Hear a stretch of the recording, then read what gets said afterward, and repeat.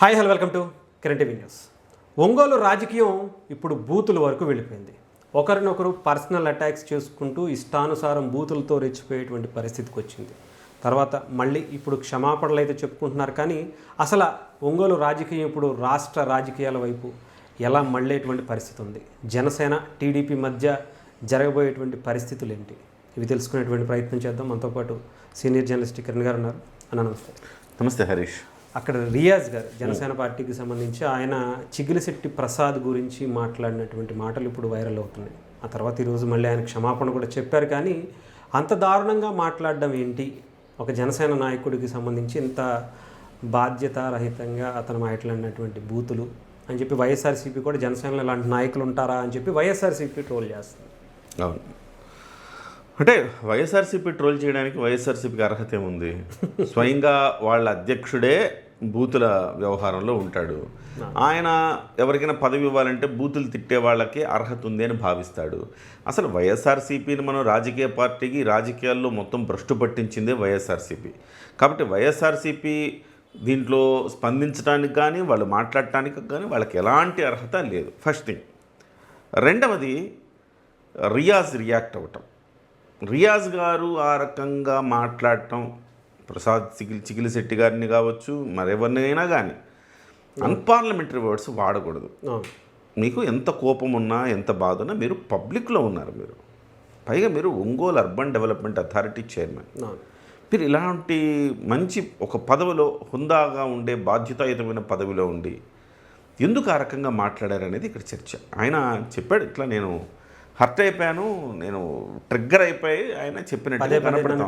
పదే పదే target చేసినందువల్ల target చేసినంత మాత్రాన మీరు అన్పార్లమెంటరీ వర్డ్స్ వాడతారా?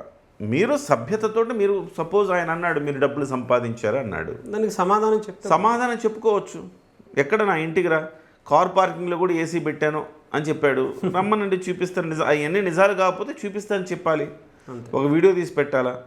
సో అప్పుడు జనమంతా అనుకుంటారు కదా, లేదు రియాజ్ గారి మీద అనవసరంగా నోరు పారేసుకుంటున్నారు అని అనుకుంటారు కదా.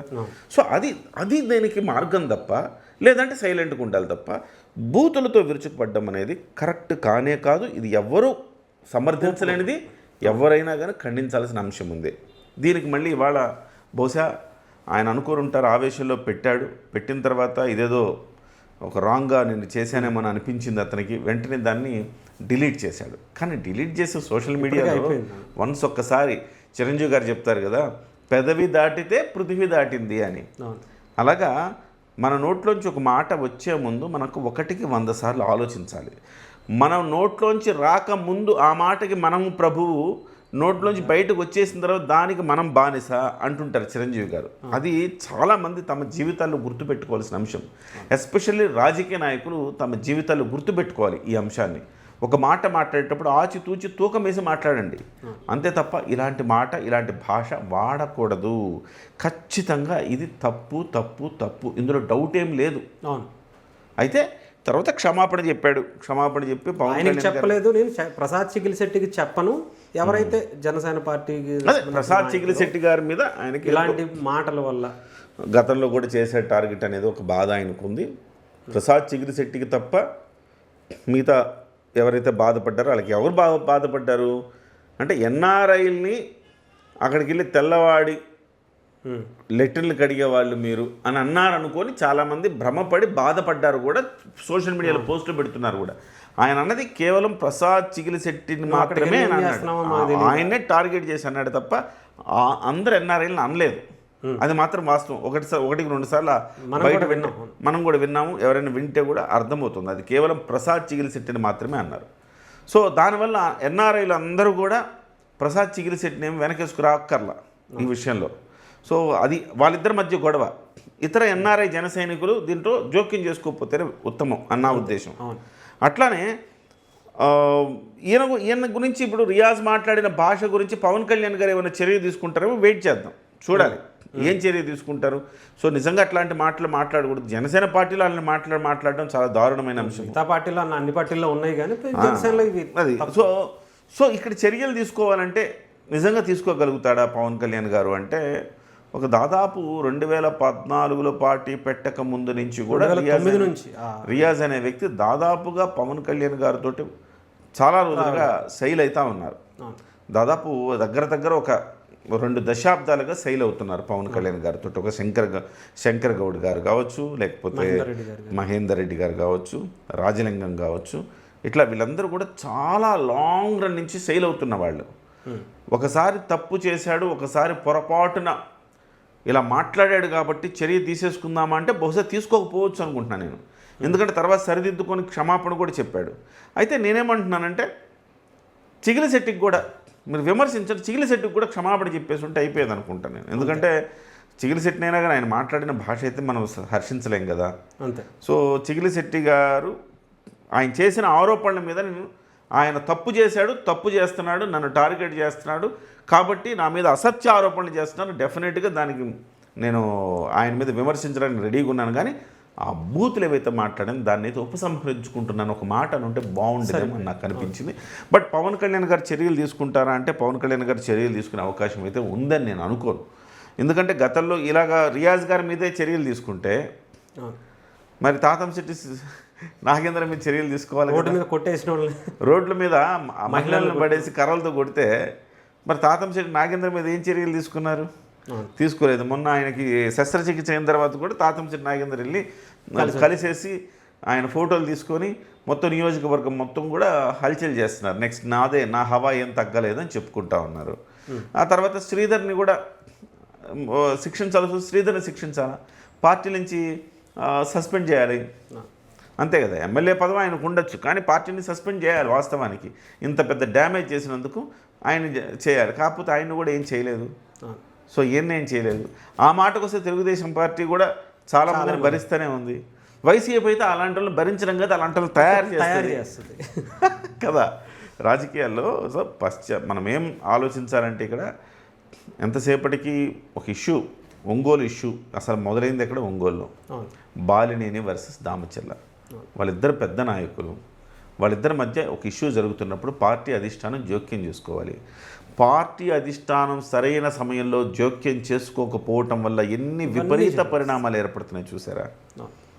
ఇది సరిగ్గా జోక్యం చేసుకొని వాళ్ళిద్దరి మధ్య ఒక సయోధ్య కుదిర్చి ఉండుంటే, మనం నిన్న కూడా మాట్లాడుకున్నాం, రియాజ్కి బాలినేని గారిని కూడా మొదట్లోనే కలిపి భేషజాలు లేకుండా చేసుంటే ఇన్ని సమస్యలు వచ్చేవి కాదండి.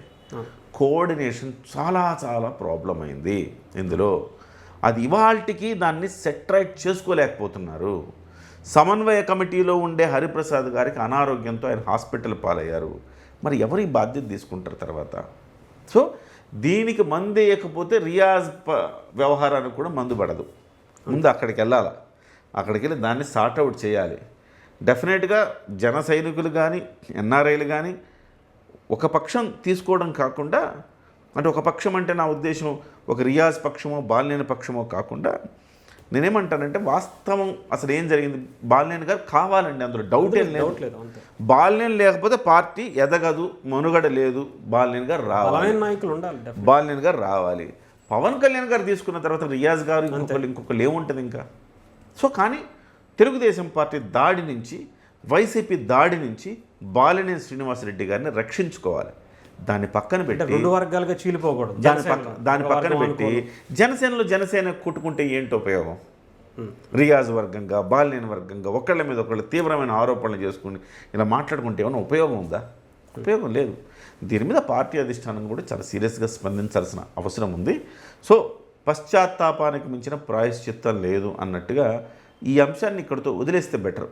నేను ఒకటే చిగిలిశెట్టి గారు కూడా కొంచెం ఆగితే బెటర్ ఏమి, అలా అంటే పార్టీలో కూటమిలో చీలిక తీసుకొచ్చేటువంటి అంటే ప్రసాద్ చిగిలిశెట్టి గారు డే 1 నుంచి ఎప్పుడు కూడా కాపు వర్సెస్ కమ్మ ద్వేషం క్రియేట్ చేయడానికి, కూటమిలో ఏదో ఒకటి అనుమానాలు క్రియేట్ చేయడానికి నెరేటివ్స్ బిల్డ్ చేసి చెప్తానే ఉంటారు ఆయన. సరే, ఆయన అతివాద పోకడ ఒక ప్రతి పార్టీలో అతివాదులు కూడా ఉన్నారు. ప్రతి పార్టీలో అతివాదులు ఉన్నారు. టీడీపీలో లేరా? ఉన్నారు. సో ఒక్కో సందర్భంలో వాళ్ళ వల్ల మేలు కూడా జరుగుతూ ఉంటుంది. సో అతివాదులు వాళ్ళంతా కూడా, వాళ్ళని మనం అట్లానే చూడాలి. అతివాదుల్ని మొన్న కూడా మీతో అన్నాను నేను, అతివాదులు డెఫినెట్గా పార్టీకి కొన్ని సందర్భాల్లో చాలా ఫెచ్చింగ్ అవుతారు, అట్ ద సేమ్ టైం కొన్ని సందర్భాల్లో మైనస్ అవుతారు. ముఖ్యంగా అతివాదులకి పదవులు కూడా ఎందుకు రావు అతివాదులకి అంటే ఎక్కువగా మాట్లాడతారు కాబట్టి కొంచెం అన్పార్లమెంటరీ వర్డ్స్ మాట్లాడి ఉంటారు కాబట్టి అతివాదులు అలాంటి వాళ్ళని పార్టీలోకి తీసుకుంటే కూటమిలో ప్రాబ్లమ్స్ వస్తాయి. జనసేన పార్టీ సొంతంగా వచ్చిందనుకోండి అధికారంలోకి, అతివాదులకే ముందు పార్టీ పగ్గాలు ఇస్తారు, ఆ బాధ్యతలు ఇస్తారు. ఎందుకంటే వాళ్ళైతేనే ప్రతిపక్షాలను చీల్చి చెండాడగలుగుతారు అని.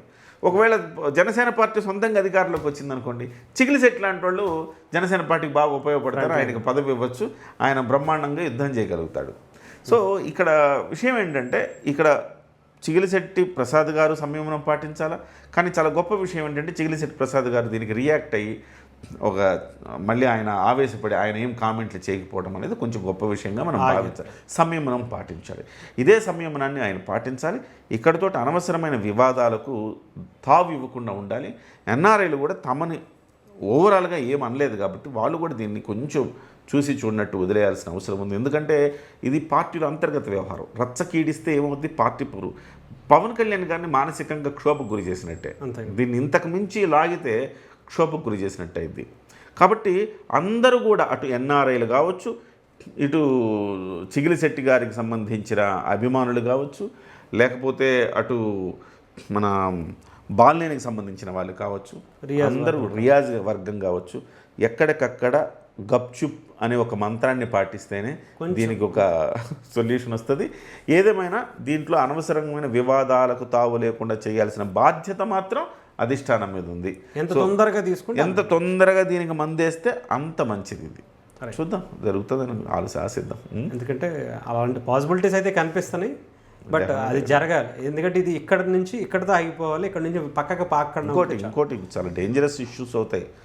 ఒకేసారి రియాజ్ని టార్గెట్ చేస్తూ తీవ్రంగా టార్గెట్ చేయడం మొదలు పెడితే ఆయన అభిమానించే వర్గం, ఆయన వర్గం, ఆయన సామాజిక వర్గం వీళ్ళు కూడా హట్ అయ్యే అవకాశం ఉంది.